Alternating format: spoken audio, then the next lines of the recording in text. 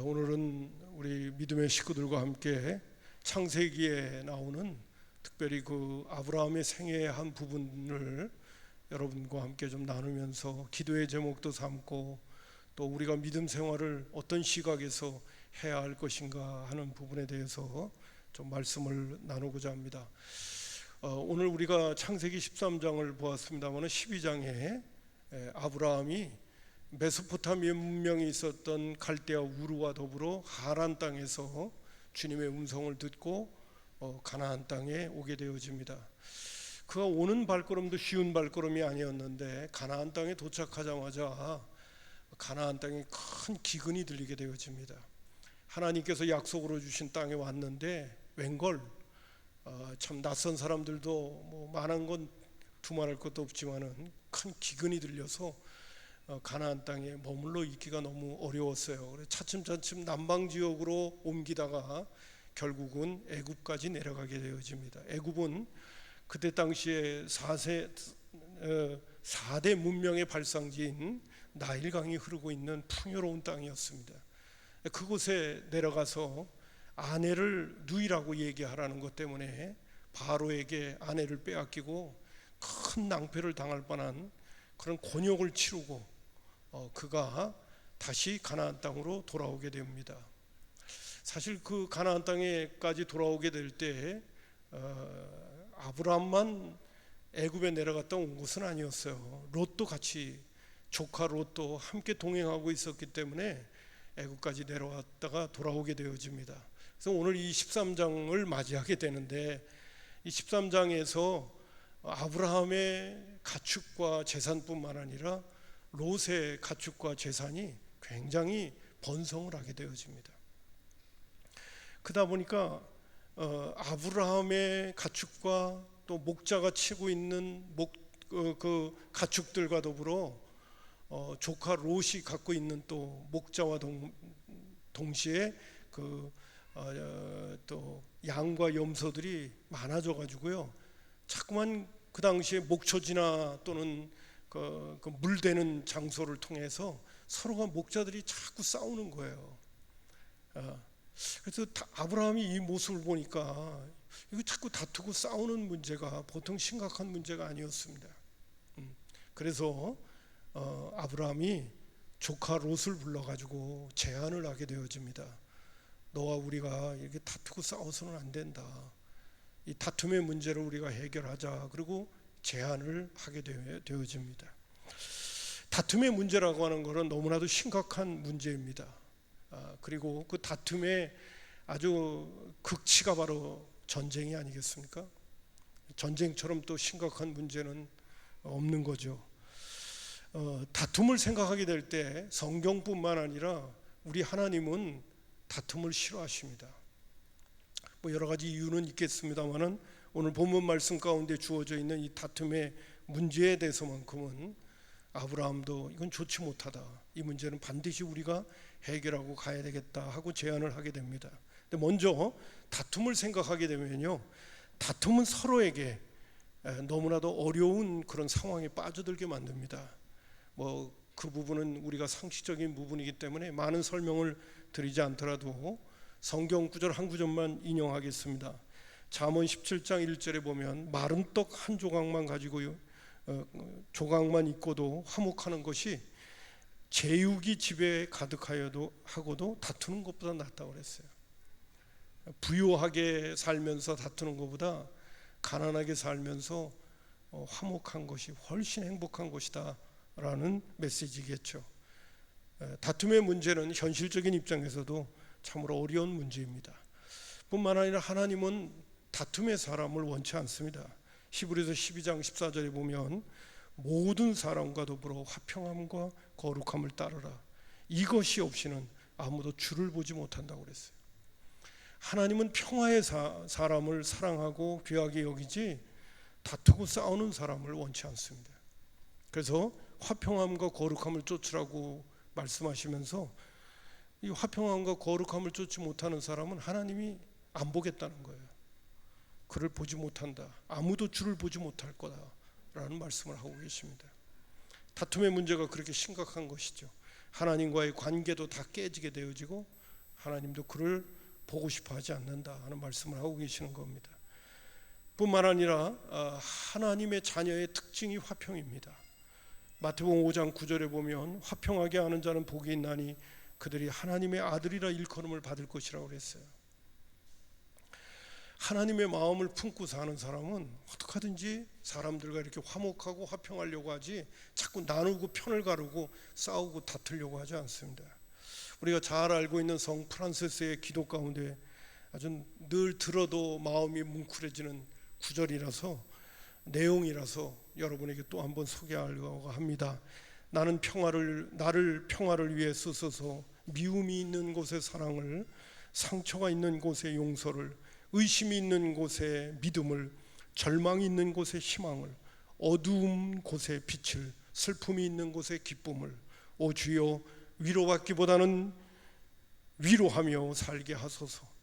이해받기보다는 이해하고 사랑받기보다는 사랑하며 용서받기보다는 용서하며 나 모든 것을 줄 때 얻으며.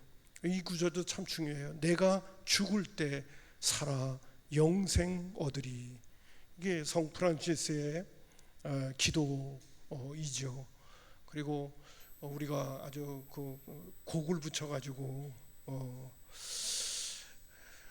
우리가 부르고 있는 것을 볼 수 있잖아요. 하나님은 오늘도 어떤 사람을 찾으시고 하나님의 자녀는 어떤 자냐?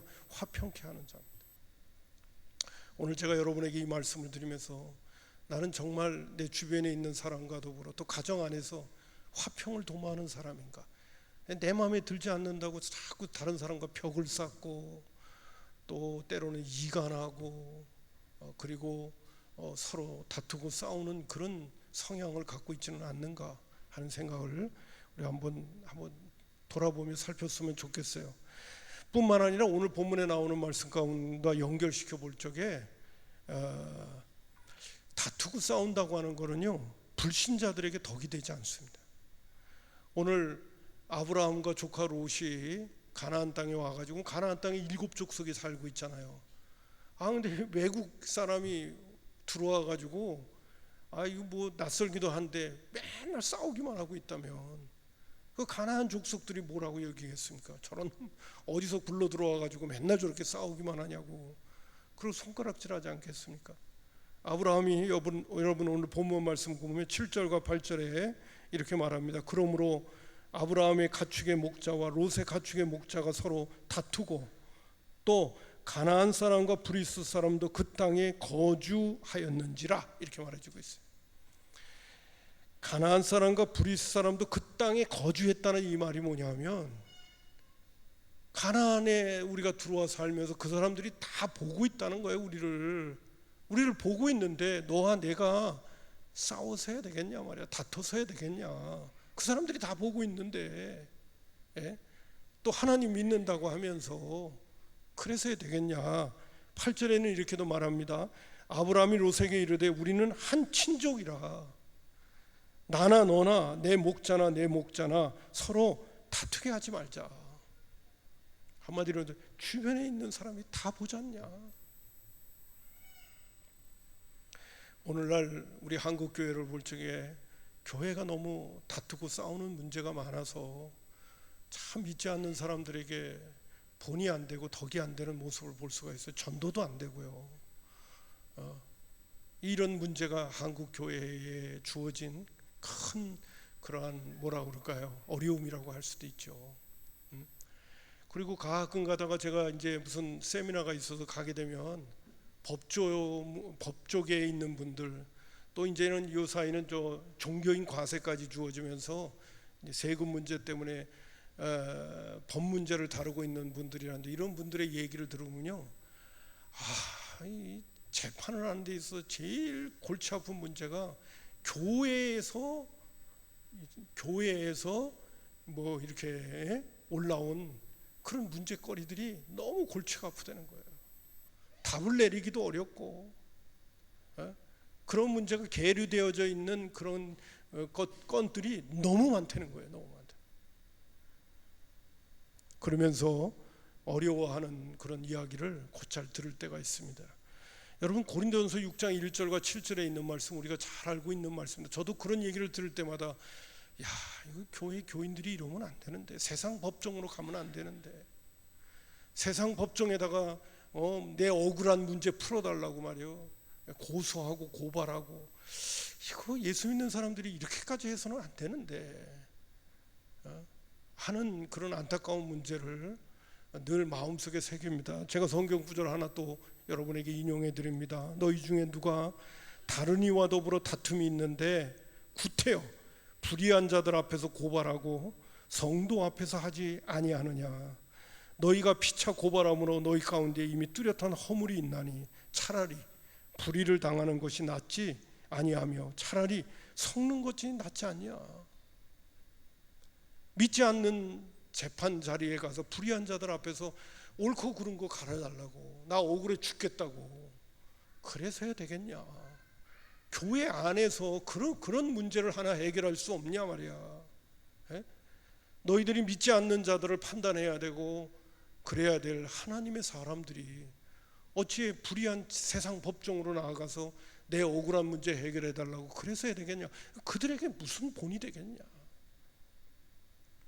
응? 솔직히 전도의 문을 막는 것밖에 더 되겠냐. 그런 말씀을 하고, 그러면서 하시는 말씀이 도리어 손해보는 게 낫지 않겠니? 도리어 속는 게 낫지 않겠니? 여러분, 제가 오늘 여러분에게 이런 말씀을 드리면 여러분은 어떠십니까? 여러분, 믿지 않는 사람들에게 본이 되고 덕이 되기 위해서 하나님이 다 보고 계시는데 내가 손해보지 뭐, 내가 속아주지 뭐, 여러분 그럴 마음이 있으십니까? 오늘도 다투고 싸우는 문제의 가장 심각한 문제는 손익계산이 주어지는 거예요. 이기적인 목적으로 내가 이렇게 하면 내 손해보는데, 나 이 손해보는 거 못 참을 텐데, 그럼 다투고 싸우기 시작하는 거죠. 오늘 바울 사도는 언급합니다. 손해 좀 봐라. 믿지 않는 사람들에게 본이 되고 덕이 되기 위해서 좀 속아줘라. 이런 말씀까지도 우리에게 하고 계십니다. 제가 오늘 이런 말씀을 드리는 이유는 뭐냐면, 아브라함 역시도 주님의 마음을 갖고 우리가 가나안 땅까지, 하나님의 약속의 땅까지 왔는데, 여기서 우리의 어떤 개인의 어떤 이익을 위해서 이렇게 싸워서 해야 되겠냐, 내가 손해보지 않으려고 서로 이렇게 싸워서 해야 되겠느냐, 그래서는 안 되지 않냐 하는 말씀을, 그것이 정말 우선순위가 되기 때문에 다투고 싸우는 문제를 해결하기 위한 제안을 하게 되어집니다. 그게 바로 뭐냐면, 아브라함인 삼촌이 조카 롯을 불러가지고, 야 조카 롯아, 우리 싸우지 말고, 이거는 덕도 되지 않고 본이 되지 않고, 그러니까 네가 우하면 내가 좌하겠다. 내가 철저히 양보할 테니까, 네가 우하고 없으면 내가 좌하고, 네가 좌하고 싶으면 내가 우할 테니까 너가 먼저 선택해라. 내가 충분히 그 부분에 대해서 양보하마. 이렇게 제안을 하게 되어집니다. 여러분, 우리나라 같은 그런 문화권 속에 있다고 하면 장유서가 있잖아요. 조카 롯에게 그렇게 제안을 하게 되면 조카 롯이, 아유 삼촌 그래서 해야 되겠습니까? 내가 삼촌 따라서 여기까지 왔는데, 그러는 가운데 내가 이렇게 재산이 많아졌지만은, 그렇다고 내가 삼촌이 그렇게 양보하라고 한다고 해서 좋아라 하면서 내가 먼저 선택할 권리가 없을 것 같습니다. 사람이 양심이 있죠. 어떻게 그렇게 하겠습니까? 삼촌이 먼저 선택하세요. 그리고 결정을 하시면 그 다음에 내가 결정하겠습니다. 이렇게 해야 되는 게 상식이고 기본이에요. 근데 요 이야기 가운데 보게 되면 아브라함이 조카 롯에게 그런 제안을 하는데, 뭐 왜 그랬는지 모르겠습니다만 조카 롯이 뭔가 이런 방구의 어떤 힌트로 내가 그렇게 할 수 있는 그런 입장이 아닙니다, 뭐 이런 얘기거리가 하나도 나오지 않아요. 그리고 또 아브라함이, 야 네가 먼저 우하면 내가 좌할게, 이런 얘기를 하게 되어졌던 동기는 롯이 생각보다 좀 이기심이 많았던 것 같아요. 손해보는 거 싫어하고요. 그리고 득실의 문제에서만큼은 굉장히 민감한 사람이었던 것 같아요. 그러니까 아브라함이 이 문제를 해결하려면 어떻게 해야 될까 할 때, 철저히 양보하는 거죠. 다투는 것보다 양보하는 게 낫지 않을까. 내가 손해보는 한이 있더라도 하나님과 주변에 있는 사람들에게 덕이 돼야 되니까 아브라함이 내가 이거 철저히 양보해야 조카 롯이 이 제안을 수용하고 받아들일 것 같다, 이렇게 생각을 했던 것 같아요. 그래서 아브라함이 제안을 했더니 제 표현을 빌린다면 그렇습니다. 야, 이거 웬 떡이냐. 우하면 좌하고 좌하면 우한되는데, 선택권을 먼저 준다는데 알겠다 이렇게 생각하고 조카롯이 그것을 받아들이게 되어집니다. 그런 내용이 나오게 되는 것을 보게 되어지죠. 근데요, 여러분, 조카롯의 입장을 먼저 생각을 한다면요, 조카롯이 이 제안을 받아들이고 기쁜 마음으로 선택을 하는데 그 선택의 장소가 어디냐면 소돔과 고모라였습니다. 여러분, 오늘 본문 말씀 가운데 보면 10절에 이에 롯이 눈을 들어 요단 지역을 바라본즉 소알까지 온 땅에 물이 넉넉하니 여호와께서 소돔과 고모라를 멸하시기 전이었으므로 여호와의 동산 같고 애굽 땅과 같았다고 그랬어요. 그리고 롯이 나로 하여금 저 소알 땅, 소돔과 고모라 땅, 내가 그쪽으로 갈 테니까 삼촌 알아서 하세요. 그리고 11절에 그러므로 롯이 요단 온 지역을 택하고 동으로 옮기니 그들이 서로 떠났다고 그랬습니다. 이 조카 롯의 선택은 인간적으로 세상적으로 볼 적에는 너무너무 지혜로운 거예요. 왜? 소알 땅은 소금도 많이 나고요, 아주 부유한 땅이었습니다. 물도 많아가지고 정말 인간의 시각으로부터는 살기 좋은 땅이에요. 이 삼촌은 네가 동하면 서하고 서하면 동한다고 그러니까 이게 웬 떡이냐 그러고 소할 땅을 딱 선택하는 거예요. 요단 지역을 내가 여기 확보할 테니까 삼촌 그 다음에 알아서 하세요. 그러면 삼촌은 거꾸로 가야 되잖아요. 그러니까 이 조카 롯이 어떤 성향의 사람이었다는 것을 조금은 알 수 있잖아요. 인간적으로 세상적으로 볼 때는 똑똑하고 지혜롭고 손해보는 짓 안 하고 이런 스타일이에요. 근데 롯에게 있어서 주어진 큰 문제는 뭐냐면, 여러분 거기 13절 보면 알겠습니다마는 소돔 사람은 여호와 앞에서 악하여 큰 죄인이었다고 그랬어요. 왜 창세기에 이 말이 딱 기록되어졌는지 아십니까? 여러분 창세기에 나오는 스토리들을 잘 아시잖아요. 선택은 기가 막히게 환경적으로 했어요. 그러나 그 소할 땅은 죄악이 관영한 땅이었습니다. 여러분, 오늘도 우리가 하나님의 인도를 받을 적에 환경만 쫓아가면 안 돼요. 내 머리만 쫓아가면 안 돼요. 내 논리만 쫓아가면 안 돼요. 육신의 편안함만 쫓아가면 안 돼요. 이건 항상 배우의 영적인 세계에 대한 통찰력이 없이 쫓아가는 환경만 쫓아가면 반드시 큰 낭패를 당하는 거예요. 오늘 말씀 가운데도 소돔 사람은 악하여 큰 죄인이었다는 거예요.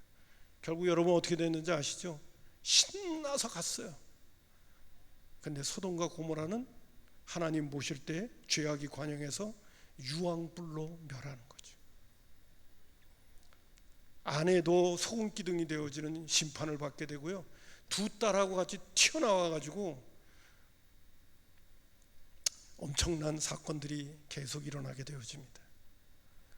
여러분, 우리가 영적인 안목을 가지고 하나님의 뜻대로 살아가는 것은 장래성을 보장받지만은 당장 내 눈앞에 편안한 거, 당장 내 눈앞에 좋은 거, 육신적으로 좋은 상황, 이것만 쫓아가면 이거는 어리석은 삶을 살게 되는 거예요.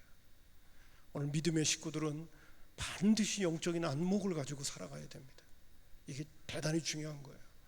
오늘 이 본문 말씀 가운데 주시는 메시지의 첫 번째, 너희들은 그래서는 안 된다라고 하는 메시지가 뭐냐면 조카 롯과 같은 그런 어리석은 선택을 하면 안 된다는 거예요. 내가 신앙생활하고 하나님을 믿고 믿음 안에서 산다면 우리는 무엇보다도 먼저 영적인 통찰력이 있어야 돼요. 아무쪼록 그런 하나님의 사람으로 오늘도 우리의 삶을 살아갈 때는 선택할 일들이 많잖아요. 선택할 때 하나님의 말씀이 기준이 되어야 되고, 내가 이것을 선택하게 되어지면 하나님을 더 잘 경외하게 될까? 아니면 육신의 편안함만 생각하게 될까? 이걸 생각해야 돼요. 신앙이 올라가게 될까? 신앙이 떨어지게 될까? 이걸 생각할 줄 알아야 돼요. 육신만을 위해서 쫓아갈 수는 없어요. 환경만을 위해서 쫓아갈 수는 없어요. 우리가 무엇을 선택할 때는 제일 먼저 내가 하나님을 더 잘 경외할 수 있을까? 절 경외하지 못할까? 이런 것들을 우리가 잘 고려할 줄 알아야 한다는 것입니다. 좀 육신적으로 세상적으로 불편하고 힘들어도 하나님을 더 잘 경외할 수 있는 기회가 되고 그런 환경이 된다면 그것을 선택해야 돼요. 그게 누굽니까? 그게 바로 아브라함이죠. 아브라함은 네가 동하면 서하고 서하면 동하고 그럴 적에 서아래 있는 그 큰 귀한 땅을 선택하게 될 때 아브라함은 반대쪽을 선택하고 갈 수밖에 없었잖아요. 선택하고 가는 그 땅은 롯이 선택한 거하고는 비교가 안 될 정도로 지금 당장 주어진 환경은 어렵고 힘들죠. 근데 그 선택에 대해서 하나님이 보시고요, 너무 흐뭇해 하시는 것을 볼 수가 있어요. 여러분, 제가 13절까지 읽었지만 14절부터 한번 볼까요? 14절부터 17절까지 한번 봅니다. 롯이 아브라함을 떠난 후에 여호와께서 아브라함에게 이르시되, 롯이 아브라함을 떠난 후에 하나님이 너무 아브라함의 그 행동과 선택을 기뻐하시면서 나타나시는 거예요. 여호와께서 아브라함에게 이르시되, 너는 눈을 들어 너의 있는 곳에서 북쪽과 남쪽과 동쪽과 서쪽을 바라보라. 하나님은 뭐라고 그러냐면 지금 롯은요 동쪽을 선택하고 갔잖아요. 근데 하나님은 뭐라고 하냐면 동서남북 다 바라보라는 거예요. 15절에 보이는 땅을 내가 너와 내 자손에게 주리니 영원히 이르리라. 16절에 내가 내 자손이 땅의 티끌 같게 하리니 사람이 땅의 티끌을 능히 셀 수 있을진데 내 자손도 세리라. 17절 너는 일어나 그 땅을 종과 행으로 두루 다녀보라. 내가 그것을 네게 주리라. 이 말은 뭐냐면 지금은 네가 볼 적에는 좀 답답하고 힘들지 몰라도 걱정하지 마. 네가 동서남북을 바라보고 종과 행으로 걸었던 그 땅 모든 거를 내가 미래에 다 줄게. 왜? 하나님을 의지하고 신뢰하기 때문에. 세상의 방법이 아니라 하나님을 의지하고 신뢰하기 때문에 내가 책임져 주마 하는 약속의 말씀을 아브라함에게는 허락하시는 거예요.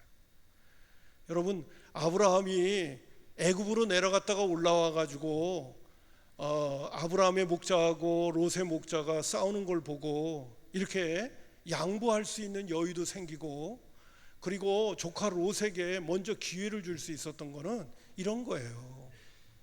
애굽으로 가나안 땅에서 기근이 들려가지고 너무 힘들어가지고 그냥 애굽 쪽으로 자꾸 이렇게 발길을 옮기다 보니까 애굽까지 내려갔거든요. 그리고 거기서 살아남기 위해서 아내를 누이라고 얘기를 같이 우리가 하자고 그러다가 아내를 바로에게 빼앗기거든요. 하나님과의 약속의 문제도 끝장나게 생겼고 비참한 인생이 돼버리게 마는데 하나님께서 그때 개입하셔서 아브라함을 도와주는 거예요. 바로의 집안이 재앙이 임하는 거예요. 12장 끝부분에 보면 나와요. 그 재앙이 엄청나게 임하는 모습을 보면서 어떻게 된 건지 아주 자세한 얘기는 나오지 않는데 바로가 아브라함을 불러요. 야 아브라함아, 너 네 아내를 왜 누이라고 얘기하라고 그랬냐? 네가 그런 얘기를 안 했으면 내가 네 아내 빼앗지지 않았을 텐데 너 왜 그렇게 했냐? 그 우리 가정에 지금 엉망진창이 됐다. 그런 얘기를 하면서 지금이라도 내가 재물을 많이 줄 테니까 가지고 가라고 얘기를 합니다. 그래서 재산이 느는 거예요. 그때 아브라함이 깨달은 게 있습니다. 인생의 길은 내 노력으로 가는 게 아니구나. 하나님이 도와주셔야 되는 거구나. 그거를 애굽에 내려가서 깨달은 거예요. 내가 하나님만 의지해야 되겠구나. 그리고 가나안 땅에 베들로 돌아와서 하나님 앞에 제사를 드리면서 하나님, 이제 난 하나님만 의지하며 살겠습니다. 환경이나 상황이나 여건이 아니라 난 하나님만 바라보고 살겠습니다. 그렇게 결단을 하고 그 엄청난 교훈을 받은 후에 믿음을 가지고 롯에게 모든 걸 다 양보하는 거예요. 하나님은 다툼을 싫어하시니까, 나는 하나님의 뜻대로 살아야 되니까. 하나님의 뜻대로 산다는 이야기는 하나님만 의지한다는 거거든요. 하나님이 좋아하시는 걸 해야 되고 하나님이 기뻐하시는 것을 위하여 살아가게 되면 하나님이 책임지지 않겠냐, 이렇게 결단을 하고 모든 걸 양보하는 거예요. 그만큼 아브라함에게는 믿음이 생긴 거예요. 근데 참 재밌는 건 뭐냐면, 조카 롯도 같이 애굽에 내려갔다 왔는데 조카 롯을 같이 경험했음에도 불구하고 한 사람은 믿음의 눈이 떠졌는데 한 사람은 믿음의 눈이 안 떠지는 거예요. 교회에 와서, 죄송한 표현입니다만, 목사님 설교를 똑같이 들었는데 한 사람은 믿음이 생기는데 한 사람은 믿음이 안 생기는 사람이 있어요. 왜 그런지 아십니까? 나의 이기심과 자기중심성이 강한 사람은요, 하나님의 말씀이 잘 안 들려요. 내 마음대로, 내 뜻대로, 내 생각대로, 내 좋을 대로 신앙생활도 해버리고 마는 거예요. 뒤늦게 깨닫게 되시죠. 내 나름대로 열심히 살아봤는데 왜 하나님이 왜 이렇게 내 기도도 안 들어주시고 왜 이렇게 일이 잘 안 되지? 그러면서 자기를 돌아보게 되어지고, 하나님의 말씀을 들여다보니까 하나님 말씀은 그러죠. 죽고자 해야 살고, 삶의 목적이 너에게 있는 것이 아니라 나에게 있는 것이기 때문에 너 자신을 정말 내려놓고 나만 의지하게 될 때, 그것이 진짜 바른 길이고 참된 길이라는 것을 눈이 떠서 알게 되어질 때, 그때부터 믿음의 길을 제대로 걷게 되어지는 거예요. 여러분, 조카 롯은 애굽에 내려갔다 왔으면서도 눈이 떠지지 않습니다. 그러나 아브라함에게는 깊은 깨달음이 있게 되어집니다. 하나님만 의지해야 된다. 어떠십니까? 오늘 저와 여러분의 신앙생활에 있어도 환경과 상황과 여건이 먼저입니까? 아니면 하나님이 먼저입니까? 믿음을 쫓아 걷는다는 건 대단히 중요한 것입니다. 아무쪼록 오늘 제가 이 말씀을 드리면서 우리의 삶의 자리 속에 하나님이 기뻐하시지 않는 것들은 자꾸 배제하고요, 하나님이 기뻐하시는 것을 챙기면서 하나님의 영광을 위하여 내가 살겠다, 이럴 때 하나님께서 책임져 주신다 하는 걸 믿음 가지고